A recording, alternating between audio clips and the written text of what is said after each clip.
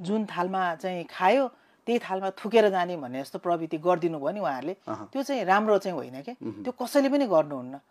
हैन आफूलाई हिजो कसले चिन्थ्यो उहाँहरूलाई इभन उहाँहरूको कुरा नगरौँ म प्रभा कार्कीलाई पनि हिजो कसैले पनि चिन्दैन थियो के म एउटा आफ्नो व्यवसाय गर्थेँ एउटा व्यवसाय गरेर बसेको थिएँ समाजमा 2-4 जनालाई सहयोग गर्थेँ 2-4 जनाले चिन्नुहुन्थ्यो तर मलाई कसैले पनि चिन्दैन थियो नि त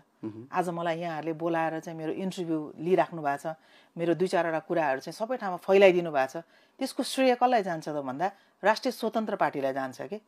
म राष्ट्रिय स्वतन्त्र पार्टीको सदस्य भएर त म आज यहाँ आउन पाएँ नि त सो त्यो क्रेडिट त राष्ट्रिय स्वतन्त्र पार्टीलाई नै जान्छ र त्यसलाई हामीले जहिले पनि थ्याङ्कफुल चाहिँ हुनुपर्छ हामीले आज यो देशमा रवि लामेछाने बाहिर हुँदो हो त के भइसक्थ्यो होला हैन यो जिएनजी भाइ बहिनीहरूलाई त उहाँले कति सहयोग गरेर यो देशलाई त कहाँ पुर्याइदिनु हुन्थ्यो होला 1 महिनामा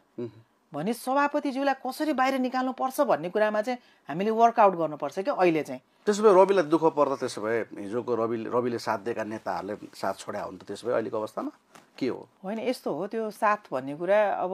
सबैले सधैँभरि दिइराख्न पनि सक्दैन होइन यो त दुःख घडी हो नि त रासपा जसको नाममा रासपा स्थापित भयो आज उनी नै चाहिँ सङ्कटमा पर्दाखेरि त मान्छेको हाम्रो नेपालीको एउटा चाहिँ साधारण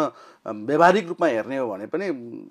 जसले आफूलाई सहयोग गर्छ उसलाई सहयोग गर्नुपर्छ भन्ने त एउटा मान्यता त राख्छ नि त भनेको दुःख पर्दा रविलाई खेद्ने काम भयो यहाँ अहिले त्यो पनि अब देखियो होइन कतै कतै अब उहाँहरूको नामहरू त नभनौँ अब सामाजिक सञ्जालमा मजाले आइरहेछ म चाहिँ उहाँहरूलाई पर्सनली है फेरि मेरो यो राजनीतिक होइन कि म पर्सनली के भन्छु भने अपग्रेड हुन पाइयो कि तपाईँ एउटा कुनै संस्थामा काम गरिराख्नु भएको छ भने तपाईँले अपर्च्युनिटी पायो भने तपाईँ माथि जान त पाइयो कि तर तपाईँले एप्रिसिएसन लेटर लिएर जानु पर्यो क्या ताकि तपाईँ अर्को ठाउँमा जाँदा पनि तपाईँको यस्तो राम्रो एउटा होइन यो एकदमै राम्रो मान्छे रहेछ ऊ त एउटा एप्रिसिएसन लेटर लिएर आएको रहेछ उसलाई त हामीले यहाँ अपोइन्ट गर्नुपर्छ भन्ने खालको वातावरण बनाएर जानु पर्थ्यो क्या झगडा गरेर होइन नि